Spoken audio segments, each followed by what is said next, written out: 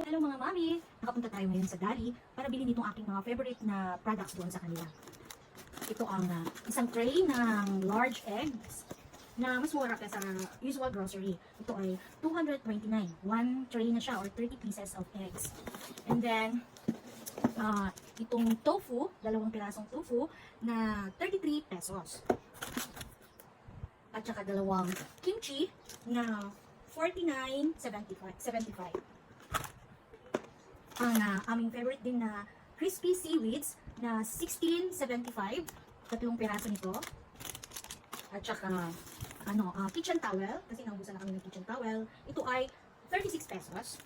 At ito naman ang mga snackings. Cover chips, 4 na piraso, 7.50 pesos each per pack. Roasted almond, 27 pesos. Roasted cashew nuts, 26 pesos.